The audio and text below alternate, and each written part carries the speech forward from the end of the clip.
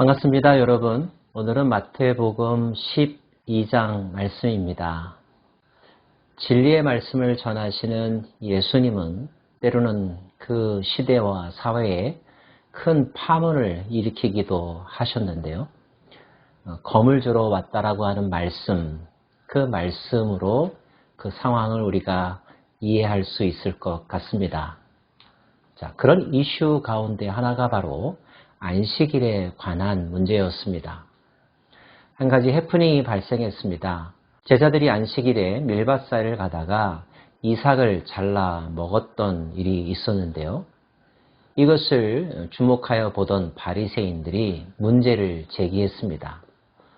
그들이 잘 알고 있는 안식일 규정법을 거론하면서 왜 예수 당신의 제자들은 안식일법을 어기고 있느냐라고 비난을 하기 시작했던 거죠. 이들에 대한 예수님의 답변은 무엇이었을까요? 예수께서 이르시되 다윗이 자기와 그 함께한 자들이 시장할 때 한 일을 읽지 못하였느냐?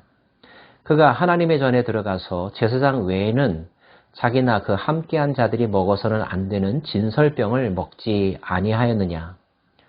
또 안식일에 제사장들이 성전 안에서 안식을 범하여도 죄가 없음을 너희가 율법에서 읽지 못하였느냐? 내가 너희에게 이르노니 성전보다 더 큰 이가 여기 있느니라. 나는 자비를 원하고 제사를 원하지 아니하노라 하신 뜻을 너희가 알았더라면 무죄한 자를 정죄하지 아니하였으리라. 인자는 안식일의 주인이니라 하시니라.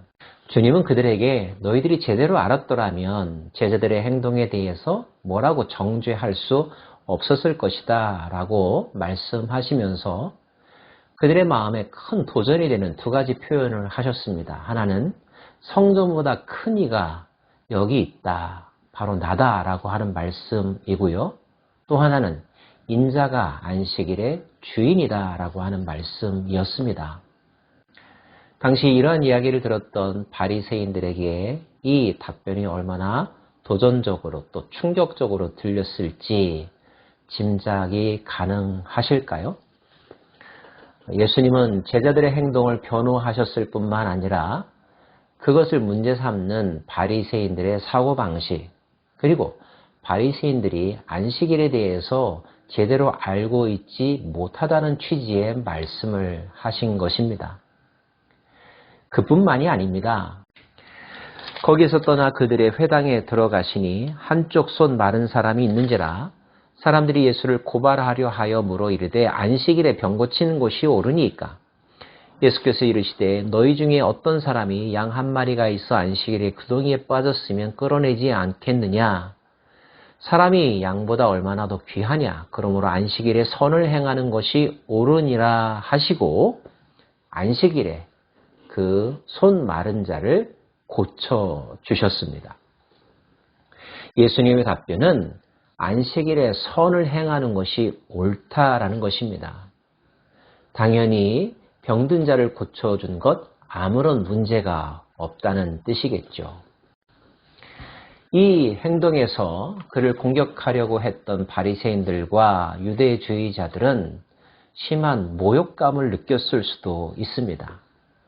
제자들이 한 행동에 대해서 뭐라고 했더니 거기에 대해서 변론할 뿐만 아니라 이번에는 스승인 본인 자신이 직접 안식일 규정을 어기는 행동을 했었으니까요. 그들은 예수님에 대한 공격심을 불태웠고 이제 틈만 나면 예수님을 올무에 가두려고 하는 보다 적극적인 생각을 하게 됩니다. 이런 시각을 가지고 예수님을 바라보게 되었으므로 그 다음부터 하는 예수님의 행동 하나하나는 다 그들의 마음에 들 수가 없었습니다. 다 문제거리가 되고 비난거리가 되죠. 예를 들면 예수님께서 귀신을 내어 쫓으시는 장면도 마찬가지입니다. 대부분의 사람들은 예수님께서 귀신을 내어 쫓으시는 그 권세를 보고 경이롭게 여기고 귀신이 쫓겨나가 치유함 받은 그 사람에 대해서 기뻐하고 칭찬하는 분위기였겠지만 예수님에 대해서 억하심정을 가진 사람들은 그것도 인정하기가 어려웠죠. 예수께서 오히려 귀신의 힘을 빌어서 귀신을 내어 쫓은 것이라고 오도하고 왜곡하는 말들을 합니다. 예수님은 그들에게 당당하게 맞서시죠. 그리고 말씀하시기를 성령을 회방하는 자, 성령을 모독하는 자, 성령을 거역하는 자는 사함받지 못할 것이다 라고까지 말씀하십니다. 귀신을 내어 쫓은 것 자체가 성령께서 하시는 일임을 단언하시면서 이 말씀을 하셨으니 이 말씀은 그들이 하는 행동, 그들의 마음 씀씀이가 용서받지 못할 큰 죄라고 지적하시는 것과 다를 바가 없습니다. 갈등이 고조되고 긴장이 더욱더 심해지는 것을 느낄 수가 있죠.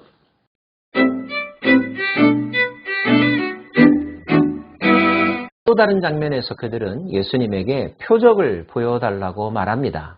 그런데 이때 예수님은 이렇게 말씀하시죠. 내가 보여줄 표적은 요나의 표적밖에 없다라고 말이죠. 예수께서 사흘 동안 죽음에 머무르셨다가 다시 살아나신 것을 예표한 말씀으로 이해합니다. 자, 이 말씀 다음에 주님께서 이렇게까지 말씀하십니다. 심판의 때에 니느웨 사람들이 그리고 남방의 여왕이 일어나 이 세대의 사람들을 책망할 것이다. 마치 전장에서 벳세다와 고라신과 가버나움을 책망하면서 두로와 시돈이 심판 때에 오히려 더 견디기 쉬웠을 것이라 말씀하셨던 것과 같은 맥락입니다. 정작 이 세대가 하나님의 뜻을 구별하지 못하고 하나님의 마음을 알지 못했다는 거죠. 이방 사람들보다 못한 모습을 보여주는 것에 대하여 책망하는 말씀입니다. 그러면서 주님은 요나보다 더 큰 이가 여기 있고 솔로몬보다 더 큰 이가 여기 있다고 말씀하십니다. 바로 자기 자신을 그렇게 설명하고 계신 것이죠. 정리해 볼까요? 예수님은 지금 그를 공격하는 바리새인들과 유대주의자들에게 나는 성전보다 더 큰 자이며 안식일의 주인이며 솔로몬보다 요나보다 더 큰 자라고 말씀하고 계십니다. 그들의 머릿속에 그들의 전통 개념 속에 가장 중요하다고 또는 위대한 사람이라고 일컬었던 따랐던 존경했던 사람들을 거론하면서 그들보다 내가 더 큰 자라고 말씀하시는 이 담대하고도 강력하고도 도전적인 주장. 이 주장을 통하여 주님은 무엇을 그들에게 전달하고자 하셨던 것일까요? 주님은 그들의 머릿속을 지배하고 있었던 전통적인 고정관념의 파문을 일으키시면서 그것을 깨트리고 새로운 각도, 새로운 관점에서 모든 것을 재해석해야 함을 말씀하고 계신 것입니다. 그러한 맥락에서 본장 끝부분에 이런 의미 있는 사건이 일어나죠. 예수께서 무리에게 말씀하실 때 그 어머니와 동생들이 예수께 말하려고 밖에 섰더니 한 사람이 예수께 여짜오되 보소서 당신의 어머니와 동생들이 당신께 말하려고 밖에 서 있나이다 하니 말하던 사람에게 대답하여 이르시되 누가 내 어머니며 내 동생들이냐 하시고 손을 내밀어 제자들을 가리켜 이르시되 나의 어머니와 나의 동생들을 보라. 누구든지 하늘에 계신 내 아버지의 뜻대로 행하는 자가 내 형제요 자매요 어머니이니라 하시더라. 12장 전체를 함께 묵상하면서 전체를 꿰뚫는 주제의 관점에서 해석한다면 주님은 가족에 대한 전통적인 개념, 안식일 준수에 대한 전통적인 개념조차도 새롭게 재해석하시면서 그것들을 혈연 중심, 전통 중심, 자기들의 이익 중심에서 바라보지 말고 하나님 아버지의 뜻이라고 하는 관점에서 바라보아야 함을 강조하신 말씀으로 이해해야 합니다. 자, 안식일이 무엇을 위해 그리고 왜 존재하게 되었을까요? 하나님께서 안식일을 정하신 근본적인 이유와 취지는 무엇일까요? 안식일을 지키는 그 사람의 관점에서가 아니라 안식일을 제정하신 하나님의 관점에서 안식의 정신을 살펴보아야 한다는 뜻이며 가족의 개념도 하나님 아버지의 뜻의 관점에서 재정립하고 적용해야 한다는 거죠. 실로 주님은 모든 것을 하나님과 하나님 나라 관점에서 바라보아야 함을 오늘의 이 모든 사건들을 통하여서 재강조하고 계신 것입니다. 사랑하는 여러분, 우리가 하나님의 말씀을 지키기 위해서 순종하는 삶의 영역들, 신앙의 영역들이 참 많습니다. 너무 귀하고 박수와 존경을 보내드리고 싶습니다. 그러나 그런 행동조차도 한 번쯤 다시 한번 생각해 보아야 하지 않을까요? 정말로 나는 여전히 하나님의 마음의 관점에서 이 거룩한 습관을 계속해오고 있는가?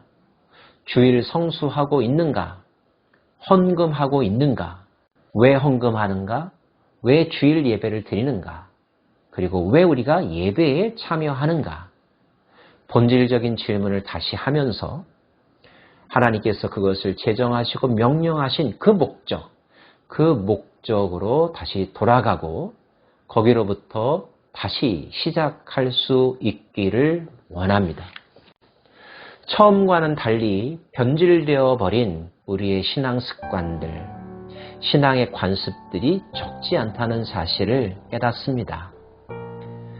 그런 것들을 둘러 엎으시고 다시 처음부터 첫 마음을 가지고 시작하기 원하시는 예수님의 뜻 헤아릴 수 있기를 원하고요. 제대로 가고 있다면 더욱더 열심히 지속적으로 가기를 원합니다. 그러나 어느 순간 뭔가가 잘못되고 있음을 깨달았다면 과감하게 그것을 멈추고 다시 한번 하나님의 뜻과 마음으로 재무장하여 새로운 마음으로 시작할 수 있는 우리들의 신앙 여정이 되기를 간절히 원합니다. 하나님 중심, 생명 중심, 이 정신을 잃지 마십시오. 기도하겠습니다.